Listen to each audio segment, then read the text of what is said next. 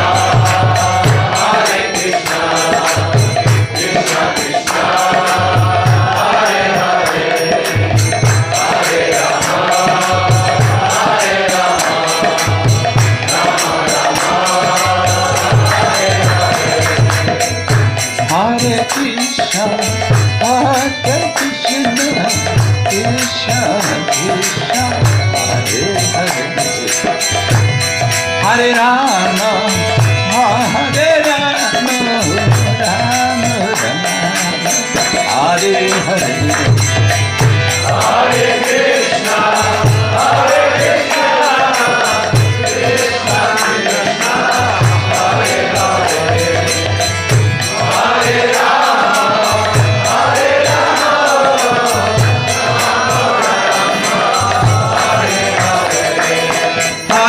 Krishna, Hare Krishna, Krishna Krishna, Hare Hare, Hare Rama, Hare Rama,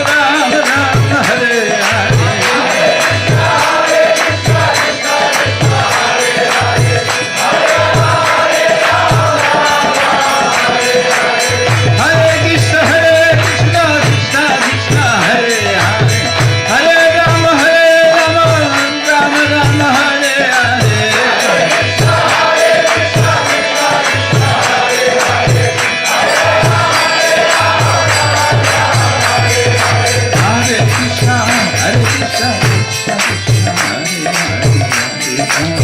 Hare Ram, Ram Ram, Hare Krishna, Krishna Krishna, Hare Hare,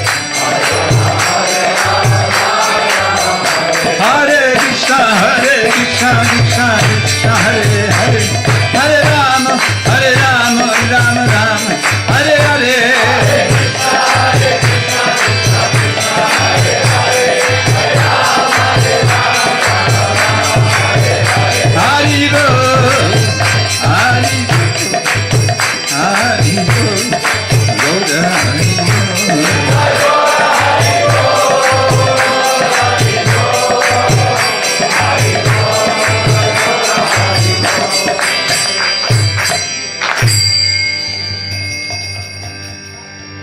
Srila Prabhupada ki jai, antar-gataḥ ki jai, Shri Gaur Nitai ki jai, Grantaraja Srimad-Bhagavatam ki jai, Gaura Premanande, all glories to the Son devotees, all glories to the Son devotees, all glories to the Son devotees, all glories to Shri Guru and Shri Goranga.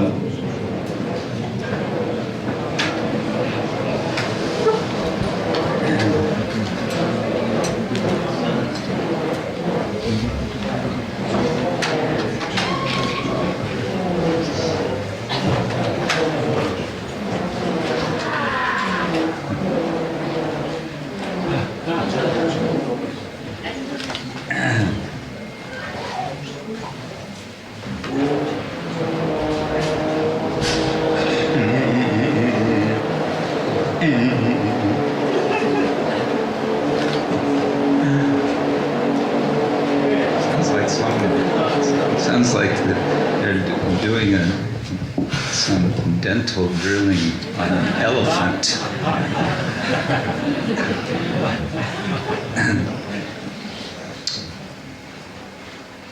Nama Om Vishnupadaya Krishna Prestaya Bhutale Srimate Bhaktivedanta Swamin Iti Namine Namaste Saraswati Deve Gauragani Prachayane Vishesha Shunyavadi Paschatya Vishatayane Manchakalpatarubhyascha Kripa-sindhurayavaccha Patitanam Pavanebhyo Vaishnavebhyo Namo Namaha.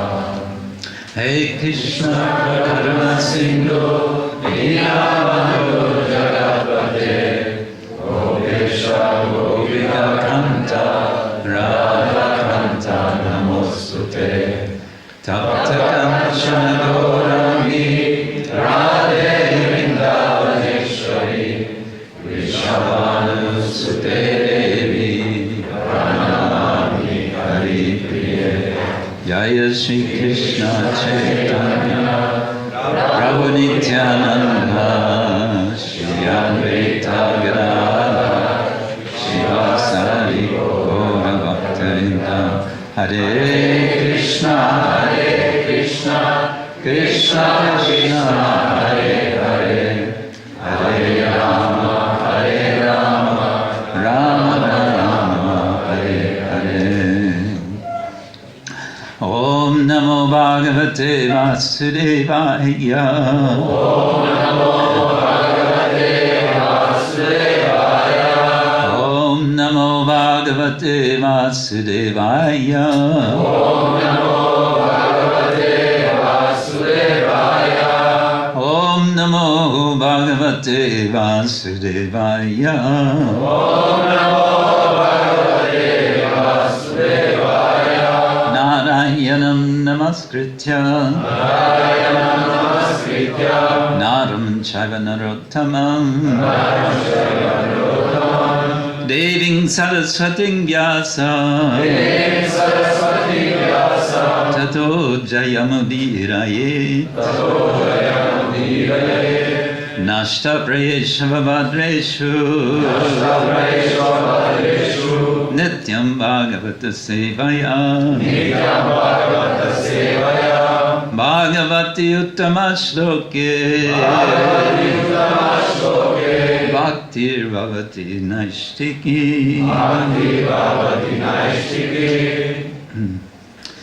Dobro jutro, Hare Krishna. I've selected one well-known verse which is quoted several times in our literature. It's connected with the discussion we've had the last couple of days, the adventures of the four Kumāras, or my subtitle was Entering Vaikuntha Without a Visa. So here we're reading a description of the Lord's, the devotees, the four Kumāras encounter, their initial encounter with the Lord Vishnu.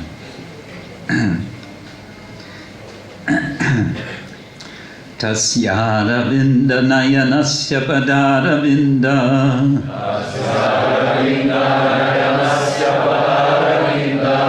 Tasyāravinda-nayanasya pada-aravinda.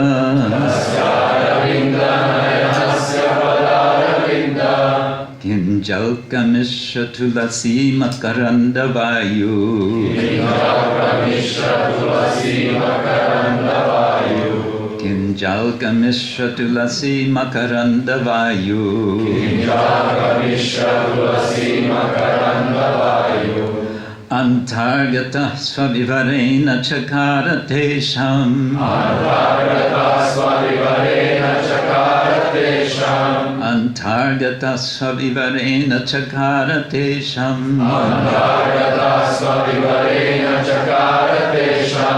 Saṅkṣobham akṣara-juṣām api citta-tanvoḥ. Saṅkṣobham akṣara-juṣām api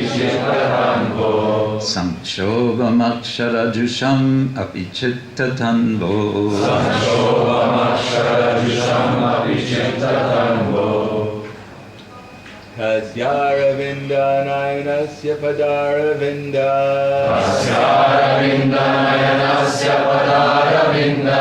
Kiñjalka-miśra-tulasī-makaranda-vāyuḥ. Kiñjalka-miśra-tulasī-makaranda-vāyuḥ. Antar-gataḥ sva-vivareṇa cakāra-teṣāṁ. Antar-gataḥ sva-vivareṇa cakāra-teṣāṁ. Saṅkṣobham akṣara-juṣām api citta-tanvoḥ. Saṅkṣobham akṣara-juṣām api citta-tanvoḥ. Tasyāravinda-nayanasya pada-aravinda. Tasyāravinda-nayanasya pada-aravinda. Kiñjalka-miśra-tulasī-makaranda-vāyuḥ. Kiñjalka-miśra-tulasī-makaranda-vāyuḥ. Antar-gataḥ sva-vivareṇa cakāra teṣāṁ. Antar-gataḥ sva-vivareṇa cakāra teṣāṁ. Saṅkṣobham akṣara aksara-juṣām api citta-tanvoḥ. saṅkṣobham akṣara-juṣām api citta-tanvoḥ.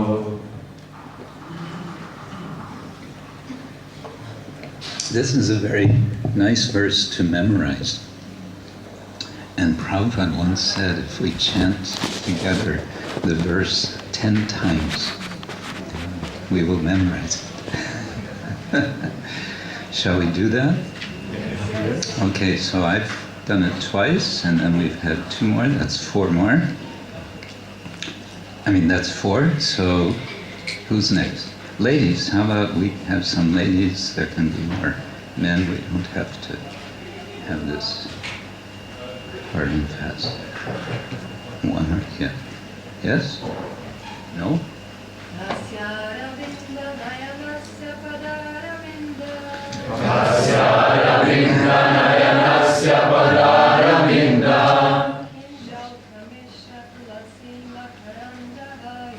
kiñjalka-miśra-tulasī-makaranda-vāyuḥ. kiñjalka-miśra-tulasī-makaranda-vāyuḥ. antar-gataḥ sva-vivareṇa cakāra-teṣāṁ. antar-gataḥ sva-vivareṇa cakāra-teṣāṁ.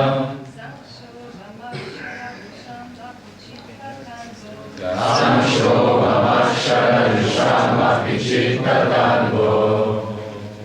tasyāravinda-nayanasya pada-aravinda.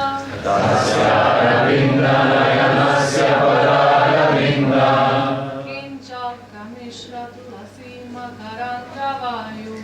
kiñjalka-miśra-tulasī-makaranda-vāyuḥ.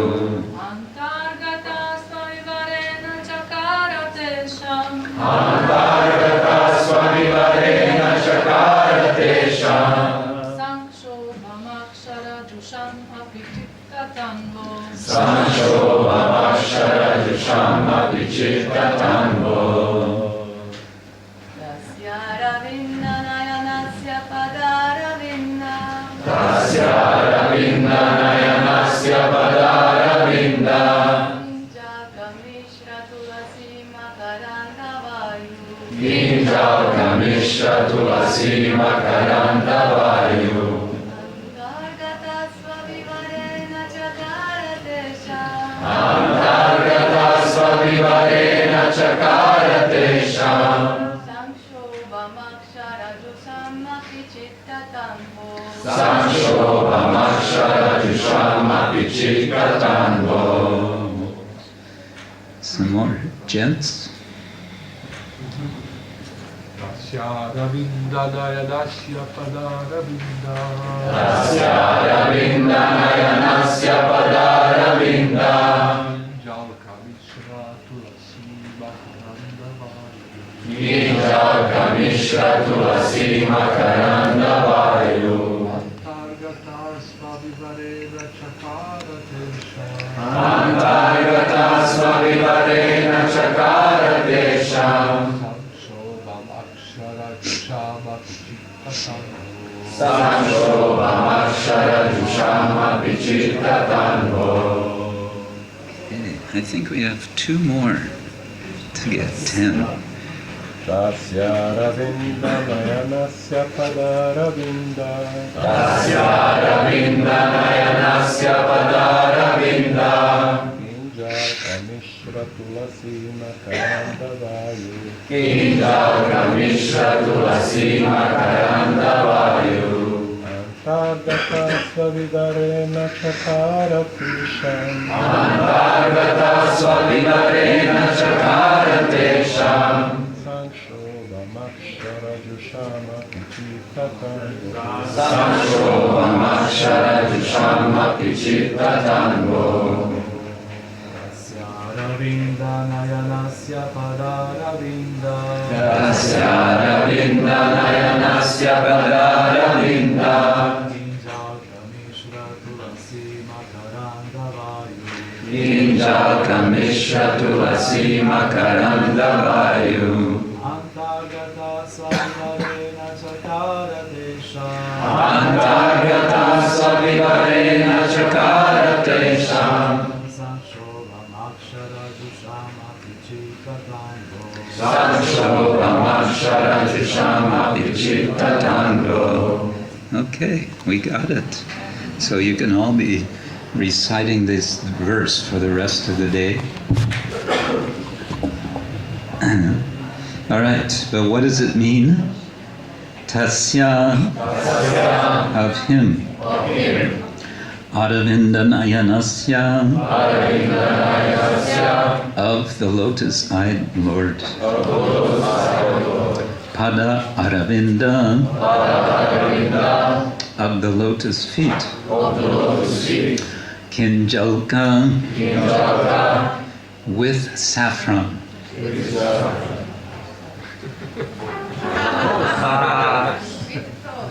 It's all the toes.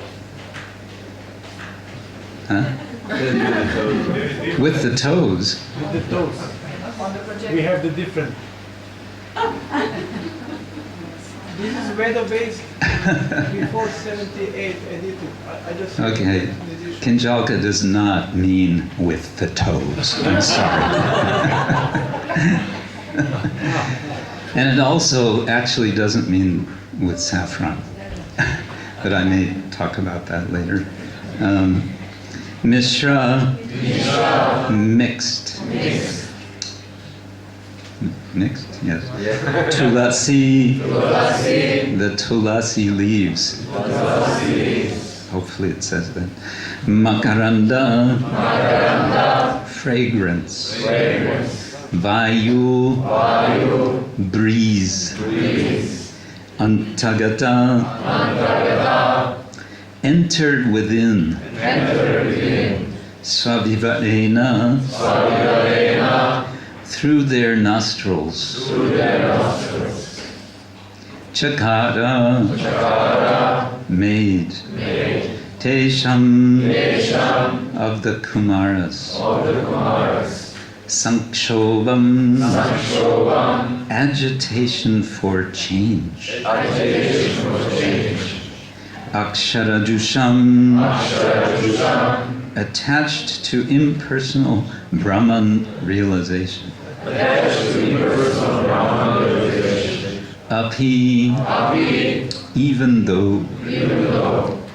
Citta-tanvoḥ, in both mind and body. Translation and then purport by His Divine Grace, A.C. Bhaktivedanta Swami, Srila Prabhupada, Ki Jai. Translation: when the breeze carrying the aroma of tulsi leaves from the toes of the lotus feet of the Personality of Godhead entered the nostrils of those sages, they experienced a change both in body and in mind, even though they were attached to the impersonal Brahman understanding. We could read this together, couldn't we? When the breeze, carrying the aroma of tulsi leaves from the toes of the lotus feet of the Personality of Godhead entered the nostrils of those sages, they experienced a change both in body and in mind, even though they were attached to the impersonal Brahman understanding. Purport. It appears from this verse that the four Kumāras were impersonalists or protagonists of the philosophy of monism, becoming one with the Lord. But as soon as they saw the Lord's features, their minds changed. In other words, the impersonalist who feels transcendental pleasure in striving to become one with the Lord is defeated when he sees the beautiful transcendental features of the Lord. because of the fragrance of his lotus feet, carried by the air and mixed with the aroma of tulasī. Their minds changed. Instead of becoming one with the Supreme Lord, they thought it wise to be devotees. Becoming a servitor of the lotus feet of the Lord is better than becoming one with the Lord. Hare Krishna. So ends Srila Prabhupada's purport to this verse. Could we move it back to the verse? Yeah, because I may be referring to this sometimes. Tasyāravinda-nayanasya pada-aravinda kiñjalka-miśra-tulasī-makaranda-vāyuḥ antar-gataḥ sva-vivareṇa cakāra teṣāṁ saṅkṣobham akṣara-juṣām citta-tanvoḥ. These great sages don't appear to be so great to the doorkeepers of Vaikuntha. What do they see? They see 4 little boys. Little boys tend to be up to some mischief when they are together. Small boys, you know they're up to some mischief. And if they are naked, there are even more mischief coming. And so the 2 non-Kumāras, Jaya and Vijaya, felt it was their duty to keep them out of this most sanctified place of all, the inner chambers of the Supreme Personality of Godhead. It was their duty. Well, as we know, these little boys were upset, and in their state of being upset, they will speak some words, powerful words. The Bhagavatam is full of expressions that show us the power of speech. But we will see in the course of the pastime, culminating in a sense at this moment of this verse, that although they have been prevented from entering the abode of the Lord, the final chamber, the inner chamber, still they are able to see the Lord, because the Lord comes to see them. And he reveals himself to them in such a wonderful way. There's a story in the Mahabharata. There's a section of the Mahabharata called the Narayaniya. It's a kind of mysterious section of the Mahabharata which describes the Lord in Shvetadvipa. And it's considered that this portion of the Mahabharata is of a particular type of, we call generally Vedic literature, called Pancharatra, because it's introducing Narayana, the Lord as Narayana. So we are told in the Mahabharata that there were 3 brothers, there were sages, whose names were Ekata, Dvita, and Trita. These were sages who had performed great austerity, and they decided they wanted to go to see the Lord in Shvetadvipa. So they made their journey and they came near to the abode of the Lord Shvetadvipa. the white island.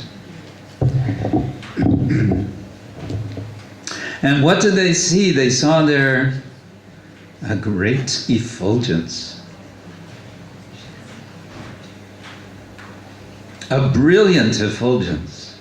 And they understood the Lord is there. He is within this effulgence. We are getting close, we're getting close, we're getting close. If we can just keep going, we will see the Lord. No, you will not see me. They heard a voice, and the voice was the Lord. And the Lord said, I'm sorry. You're not qualified. Why were they not qualified? Because they were impersonalists. They were not understanding what is devotion, what is bhakti. And they were thinking, we will come and we will, by our effort, see the Lord. And so the Lord said, not yet, not yet. Well, he did reveal himself through sound, so that was good. But that's as far as they got. In the case of the four Kumāras, we may ask, what is the difference? They were also impersonalists, as Prabhupada says in the purport.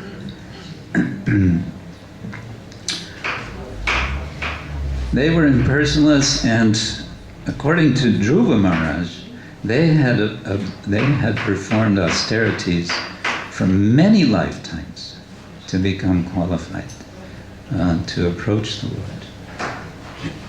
So how is it that, yes, they did this austerity, but they're impersonalists? Shouldn't they get the same treatment as Eka, Dvita, and Trita?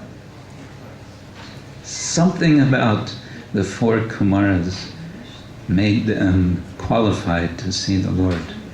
And what I want to suggest is that what was qualifying them was their readiness to be vulnerable. They were coming, how were they dressed? They were dressed in the four directions, as it said. They were digambara. In Sanskrit, the word dig means directions. Ambara means cloth, clothes. They were digambara, like there are certain Jain sadhus who are called digambara. They wear the air. And so they were coming in this costume, this particular style of clothing, which was a bit unusual. It's unusual for human beings to not dress unless they're very small. It's something different about human beings from all other animals. All other animals, they just wear what they're given by nature. But human beings clothe themselves. There's a story in, I believe it's the Shatapatha Brahmana, that one time the demigods decided, cows, they don't have any covering. Human beings, they have covering. Let's take the covering from the human beings and put it on the cows. And so that's what they did. So according to Shatapatha Brahmana, we used to have hide. Hide has two meanings in English. Hide means to hide, to cover yourself, but also hide means the skin of an animal. So our hide was removed and put on cows, and therefore it said, never appear before a cow naked. Why? Because the cows will become afraid of you. Why? Because they will think you want to take their skin back, their hide back. So remember, never appear naked before cows, okay? All right. Now, the 4 boys are coming and they are naked. And one way of understanding is this, because it's hinted in a verse prior to this. The boys were non-duplicitous. We talked about this yesterday. Duplicitous in English, it comes from, related to the word double. So having 2 faces. There's this ancient Roman figure with 2 faces, Janu face, what is it called? So having 2 faces, this is our nature as conditioned souls. But the 4 Kumāras were not like that. They were non-duplicitous. Therefore, they had nothing to hide. They had no hide, and they had nothing to hide. They had nothing to hide. They were completely open. We say in English, they were open books. And in this state, they were coming to the 7th gate of Vaikuntha, where they, in their perception, there was no inside and outside. It was, in that sense, all one. In that sense, you can say they were monas, but they were having nothing to hide. And furthermore, in this verse, it says, when the Lord finally appears, because there's been something of a ruckus, there's been some, some discussion. There's been this very shocking moment in which the 4 Kumāras launch a curse on these 2 servants of the Lord, and the 2 servants, in their shock, they throw themselves at the feet of the 4 Kumāras and say, "We're very sorry.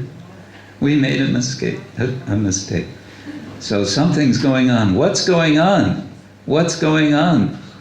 Something with my servants. I have to see what's going on." And so Lord Vishnu comes because he feels responsible for the activities of his servants. And so he comes. And when he comes, he shows his wonderful, stunning form. And it's described that the 4 Kumāras, they see the Lord, and they are overwhelmed by amazement at seeing the Lord. And as they're looking, actually they start with the face of the Lord, and they go down, seeing the form of the Lord, down to the feet, and the lotus feet. That's when this moment happens. Tasyāravinda-nayanasya, pada-aravinda, kiñjalka-miśra-tulasī-makaranda-vāyuḥ. The Vayu, the air, enters into, Prabhupada translates, their nostrils. Antar-gataḥ, sva-vivareṇa. Vivara means passageway. It can also mean an opening of any kind. It can also mean a wound. And it can also mean, therefore, a condition of vulnerability. But in this case, it can also mean nostrils. And so Srila Prabhupada translates nostrils, because sva-vivara, they enter, the air enters through their own passage. The passage for air, for us, is the nostrils. And unlike the 4 Kumāras who were prevented from entering into Vaikuntha, there is no obstruction to the aroma of the air entering into these now devotees. And indeed, saṅkṣobham, there's a transformation. There is a change that happens. And Srila Prabhupada gives such a nice translation word for word, saṅkṣobham, agitation for change. They felt an agitation for change. Now we see differently. Everything becomes different for them. There is a sudden transformation. Before they had these, kind of impersonal ideas, foggy, foggy ideas of oneness. That's all gone now. Citta-tanvoḥ, now their consciousness, their bodies, everything's been transformed. They've been electrified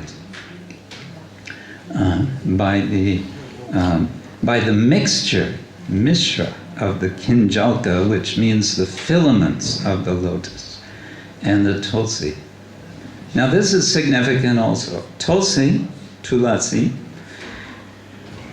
as we know, if we make so many offerings to the Lord, but we forget Tulasī, then the Lord may not be so satisfied. And so it's high on the list of devotees to take care of tulsi and then to offer tulsi leaves. So tulsi leaves offered to the feet of the Lord represents service of the devotees. And the kiñjalka, this is the center of the lotus. It's the part of the lotus which eventually becomes seed.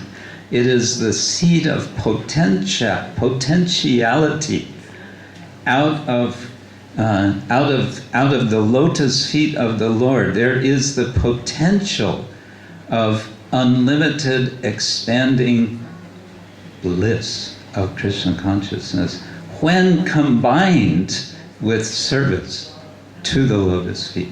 Lotus feet means the object of our service. We don't go to Krishna and say, well, Krishna, I have some service for you. Here, first, shake my hand. Aren't you fortunate? Because now I'm going to serve you. You're so lucky. No, Krishna, we approach his feet. We come to the feet, we pray to his feet. We pray to the Lord. Ayi nanda tanuja kinkarang patitang mang vishame bhavam buddho. Kripaya, by your mercy. Kripaya tava pada pankaja. Pankaja, another word for lotus. Stita duli sadrisham. To be like sadrisham, a duli, a speck of dust, which is stita, which is standing, which is situated at your feet. That's what we look for. So we all, as devotees, we aspire to go through that gate, the passageway to meet the Lord. And we experience what seem to us to be sometimes obstacles. And we are thoughtful, as sincere devotees, we realize the obstacles are not external to us. Sometimes we realize that. A lot of the time we don't. A lot of the time we forget. Some weeks ago I was coming into England. I landed at London airport and I was going through immigration, but it took a while for me to get through immigration this time. Usually it's not a problem for me, but this time the lady who was being very dutiful, very conscious of her duty, decided to make it all a little bit time-consuming. Took an hour and a half before they finally let me through. And I was thinking while I was waiting for an interview, they wanted to They wanted to see if I was working in the UK. No, we don't work. Devotees don't work. We serve. I didn't say that, but she wouldn't have understood.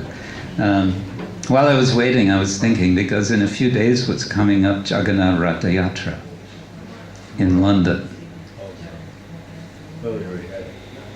I'm saying a few weeks ago, I was in the airport, I wanted to go to London. There was going to be Ratha Yatra. And I was thinking, Lord Jagannath, do you want me to not come for your Ratha Yatra? If so, why? Why not? What have I done wrong? What offenses have I made? Me, offense? How is it possible? How is So like this one is thinking the obstacles are because of this person, that, or this situation, or maybe, just maybe, it's an obstacle in my own heart. And what could this obstacle be? The obstacle could be that we are not opening ourselves to the fragrance of the Lord's lotus feet. We're not allowing it. We're keeping it closed, tight, because we think we have to hold on to something very tightly, which actually is our possibility to serve the Lord. I want to end with something that Srila Prabhupada spoke in Calcutta. This is being described by Srimati Vishaka Devi, who wrote a wonderful book of her memoirs of her experience with Srila Prabhupada. She had a lot of association with Prabhupada. She was sort of Prabhupada's official photographer for quite some time.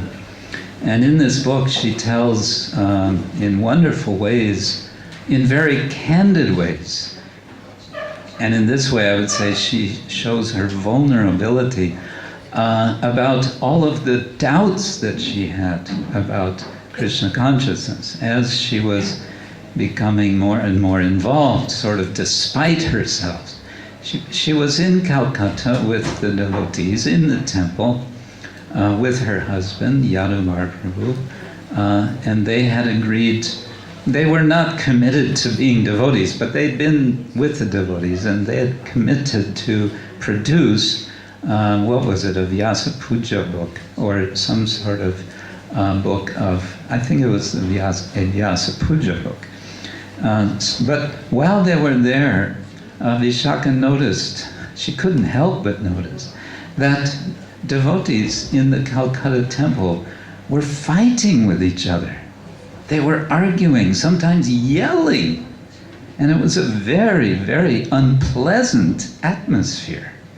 And it came to the point where Vishaka said to herself, I've had enough. I'm out of here. And she started packing her bags, and she started making plans to do something else, to go back to school. But then a devotee said, but you can't go. Srila Prabhupada is coming. Well, she'd already met Srila Prabhupada before in Mumbai and then in Vrindavan. So she thought, okay, I'll wait for Prabhupada to come. And then Prabhupada came. And when he first came into the temple room, he sat on the Vyasasana, and this is what he spoke.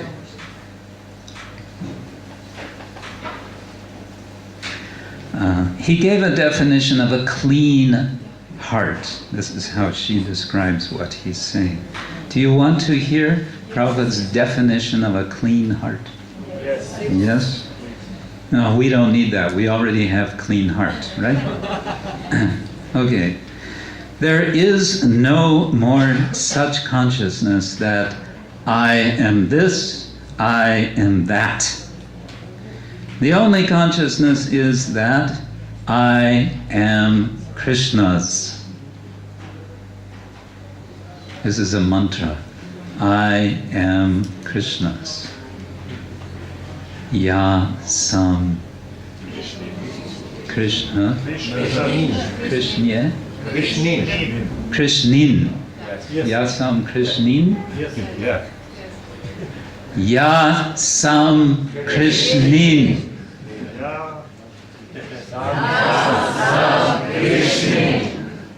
Then it goes on. That is cleanliness of heart. As soon as we come to this platform that I am Krishna's, just like the gopis, all the inhabitants of Vrindavan, they were thinking, we are all Krishna's.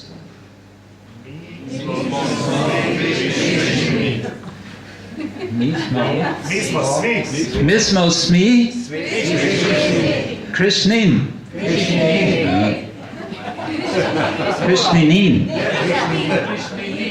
Krishnini. Mismo Krishnini. Krishnini. Mismo Krishnini. The central point is Krishna. That is the beauty of Vrindavan. All the inhabitants of Vrindavan, the elderly cowherd men, the boys, the girls, the trees, the river, the birds, the beasts, everyone, they are simply thinking, Mi small Krishnini. This is Krishna consciousness, and as soon as we think otherwise, I am Serbian. Yasam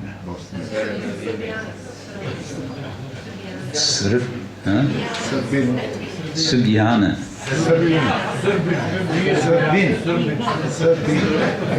Now they're arguing about how to say it.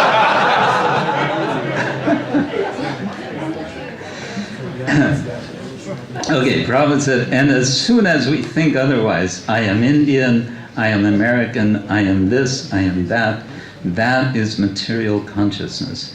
Accidentally, I have got this body in America or India or Africa or in hell or in heaven.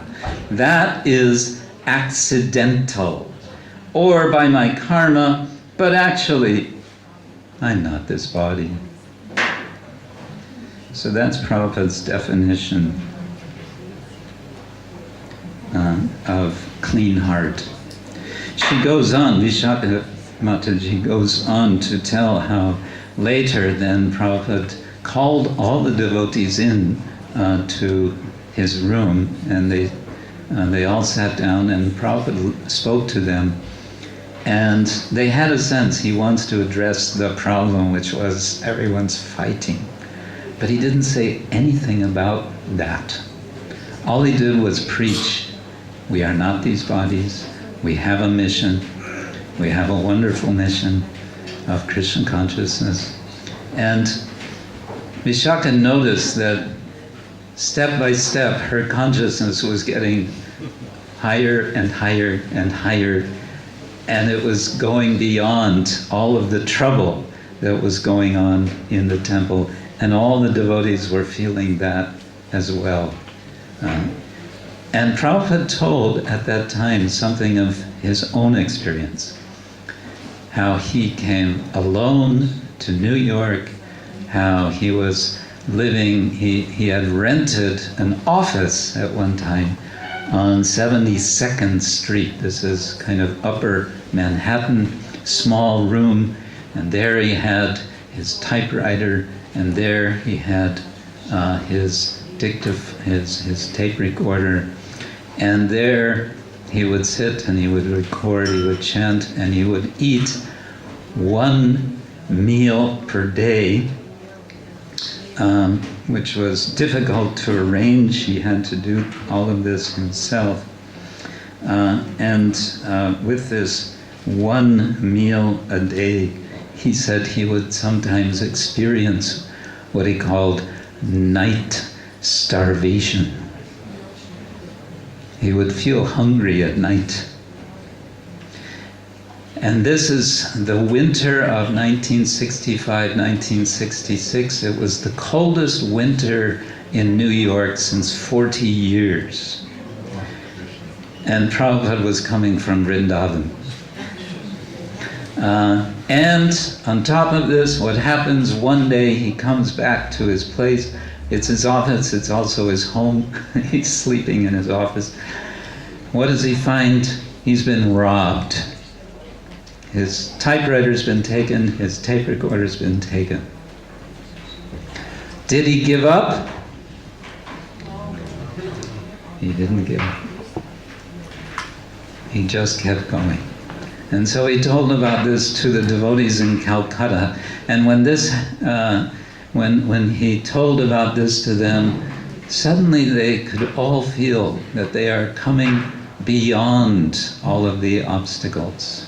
When there's an obstacle, it's like a wall is there, and sometimes we feel we are beating our heads against the wall, and it's starting to hurt our foreheads. Bang, bang, bang, and we wonder, why am I beating my head against this wall? Is this Krishna consciousness? Why did I join this Hare Krishna wall banging? This is somehow, I don't feel this is beneficial anymore. So then what do we have to do? We have to get over. We have to go over the wall. That's what Krishna consciousness is. It's about getting over the obstacles, rising above it all. That is what the four Kumāras are experiencing. And that happens in such a way for them that the Lord appears and enters into them. And when the Lord enters into them, immediately there is a change, a transformation. saṅkṣobham. akṣara-juṣām api, although they were attached to this impersonalism, that was finished. Now they're ready to serve the Lord. Grantaraj Srimad-Bhagavatam ki Hare Krishna. Some comments? Yes. Mike.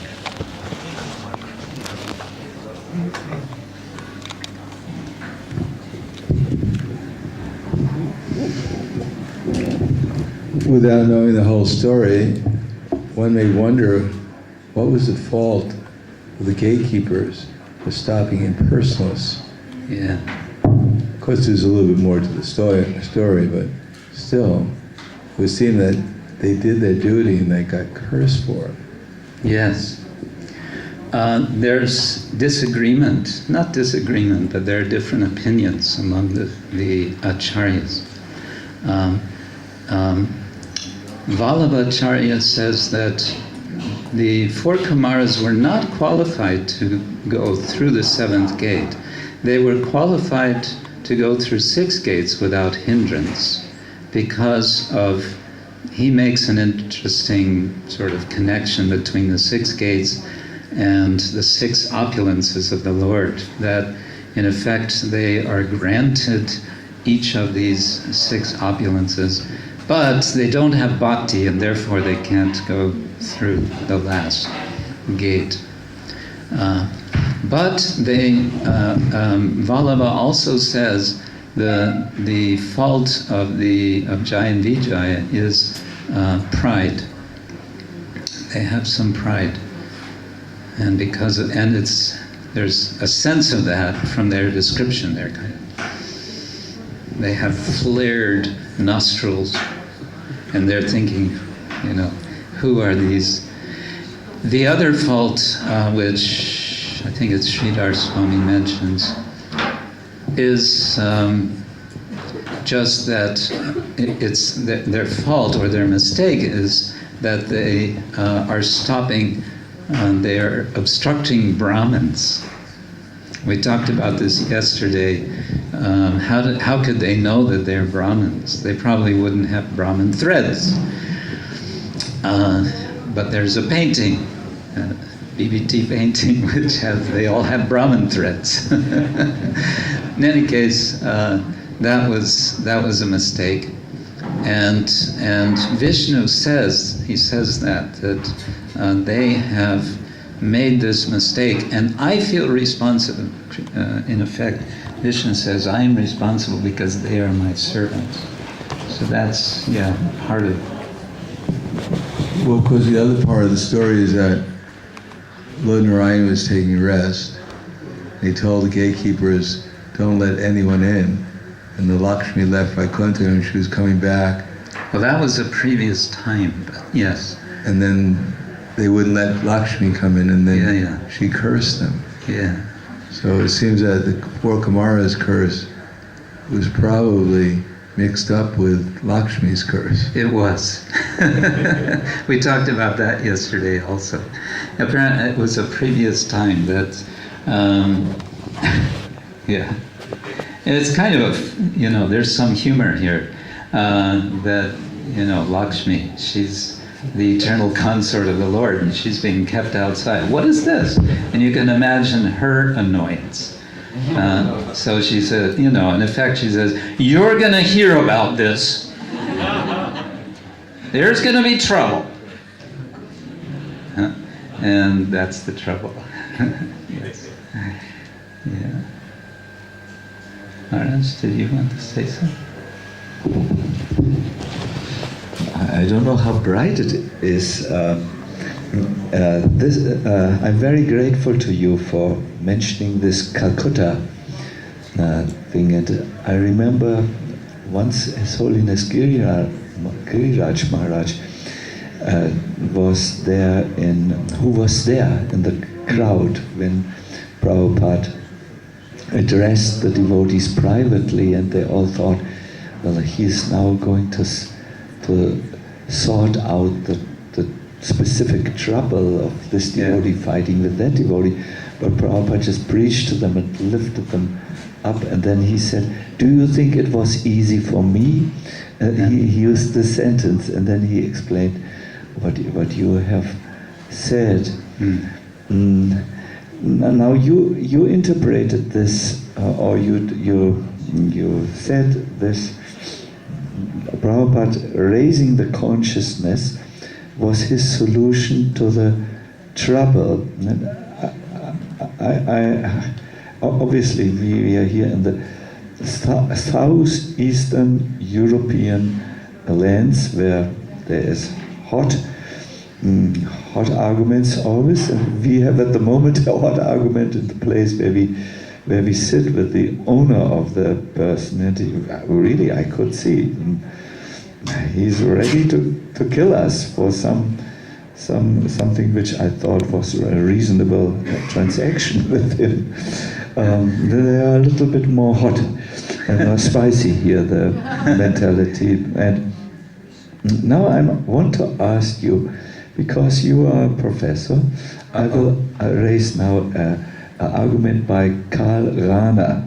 Karl Rahner is a Christian. He said, theologian, 20th century. 20th century. He talks about the anonymous Christian. And anyways, now please listen to the argument and please respond to it. Some say, become saintly and spiritual, and the circumstances will change. But the circumstances do not do them the favor. They stay the way they are. Others say, I have to concentrate, others say, change the circumstances and then you will become saintly. But unfortunately, when we change the circumstances, people don't always become saintly, but remain the same. So we have to do both. We have to become saintly, and for this we have to lift up the consciousness, but we also have to address and change the dysfunctional structures which bring about the circumstances. Is that a good argument? Is that a bad argument? Is it not necessary?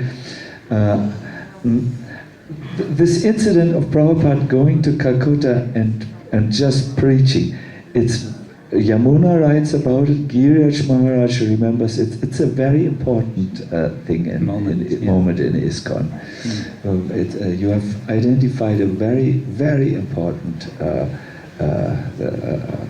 way Prabhupada dealt with circumstances. But I'm asking, what is with Karl Rahner's argument? Well, I think you have answered yourself very well, that it's both, it's not one or the other. Where it's possible to make good changes, we may make changes. And where we see that it's something which is beyond our own control, or beyond the control of us collectively, then we have to, so to say, fall back on the principle of saintliness.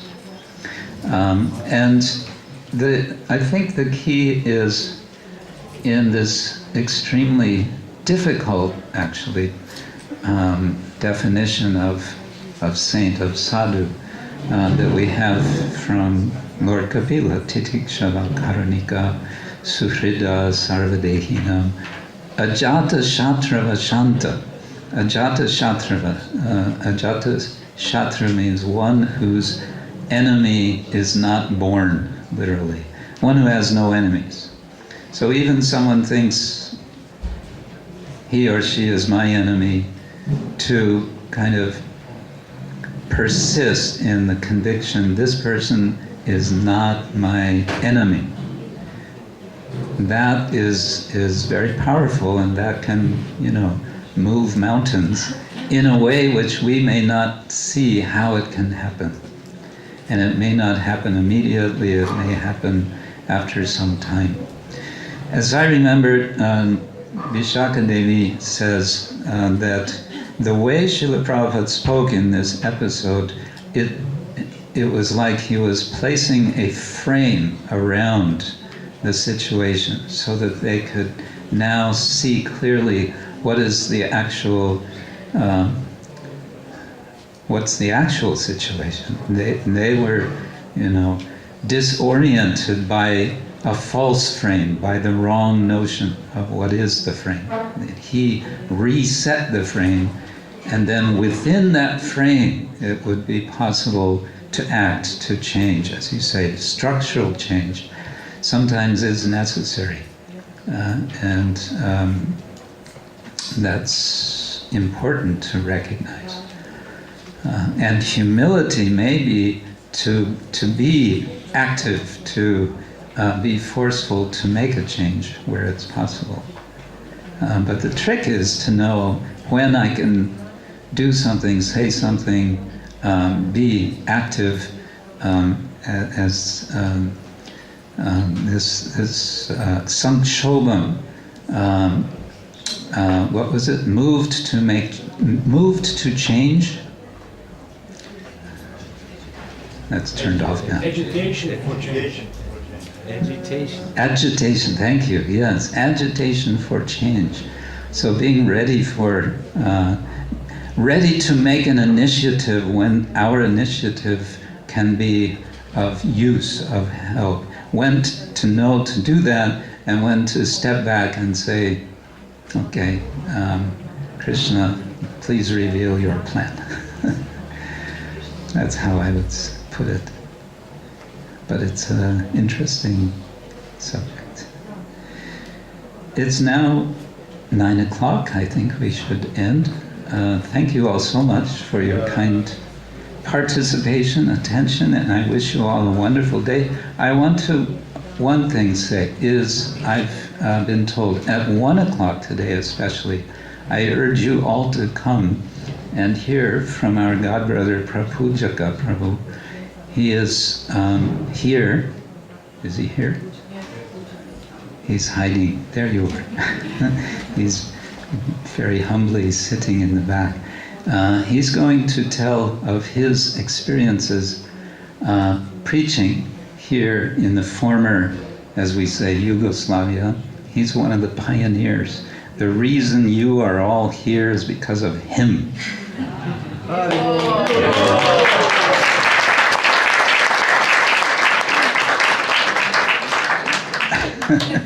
He's very humble, he's shaking his head. So, yes, please come for his sharing of his memories. Srila Prabhupada ki Gaur Premanande.